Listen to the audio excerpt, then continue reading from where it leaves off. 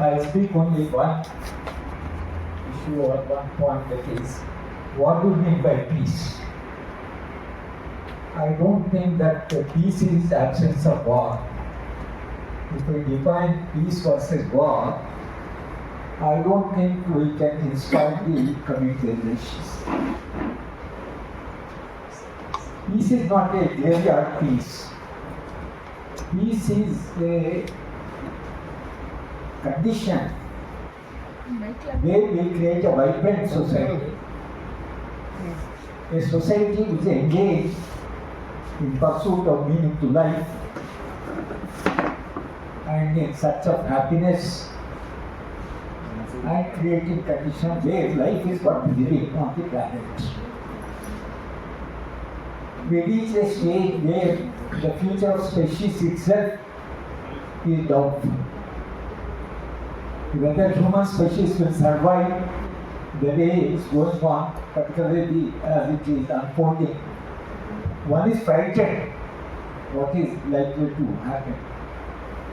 But I would say that when we talk of peace, we have to create a society collectively where I would say a society which is economically egalitarian, where people have access to resources, everybody has a secure life economically, and it's not a society with the steep inequalities, but a society which is equal, a very egalitarian society. We want a society which is politically participatory, where people are involved. People decide, people collectively decide what should be the future of either planet or their own society. And we have to also think of a society socially harmonious, what Ram Punyaji was saying, harmonious society. A society people live together and love each other, concern for each other. Now recently I went to a school, very prestigious school, to talk to the 10th class students. I was talking about the preamble of Indian Constitution: freedom, liberty, equality, fraternity. After explaining what is liberty, what is equality, what is fraternity, one of the students gets up and asks me a question which I have not faced in my 55 years of teaching. The child asks, when you talk of liberty, freedom of individual to think, to walk, to have a choice, why do you say that I should make choice of love? You are saying loving human being is a fraternity. Hatred is also a part of freedom. If a young person thinks that hatred is a part of freedom or part of liberty, he says, if you say I must love people, you are putting a condition. Leave the choice to love or to hate. So I think the thinking on the younger generation that hatred has already gone into the psyche, gradually getting into the psyche. I would say that socially harmonious society is that where we live together and we have concern for together, living with other human beings, a happy experience.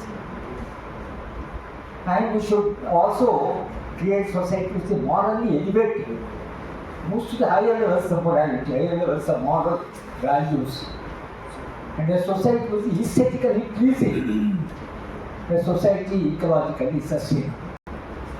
I would think that peacemakers or those who are pursuing peace have to continuously tell the younger generation or to the society the peace that we are fighting for, peace that we are striving for is not peace just in silence or where we are. This is a peace which is very full of life, peace which is very vibrant, peace which thinks of a society where living in that society becomes a happy experience, where human beings think that is worth living. If at all there is anything called life, human beings should think of not getting rid of life, but coming back to this world. Yeah. It should be such a pleasant experience for human beings. I think this is what perhaps we have to explain, we have to continuously, tell the society, this is what the peace that we are fighting for. I think that perhaps will help us in fighting for the peace. So we are against war because it strangulates the society. It destroys the life. It creates a violence. It doesn't allow you to live a happy life. What is that we are living for? So I think some of these philosophical or fundamental questions have to be a part of the discourse of the peace. I would think that this house, I think we would talk of dehumanization. Of course, the process of dehumanization is a point where mother is killing the children. That the last, I would express. Last 6 months, I think every alternate day, mother is killing 4 children, 2 children, killing poison. 1 year child was hanged. 1 year child, mother hanged the child. And of course, hanged herself. Now the woman has come to believe that if he dies, the children will be orphans. Nobody will take care of them. My own grandmother, my grandfather had 2 children from extramarital relation. They don't even belong to the caste. But my grandmother was illiterate, brought up both the children. And when I asked her, how could you bring these 2 children along with your 10 children? She said, children are innocent. The mistake is committed by their mother and by your grandfather, not by them. Why to make their life miserable? See, imagine. See, this type of nobility, which was also a part of the previous generation, these are all gradually, even whatever values human civilization has built so far, instead of the values getting elevated, all values are getting eroded. This is the, the civilization seems to be a little walking back. So civilization moving forward.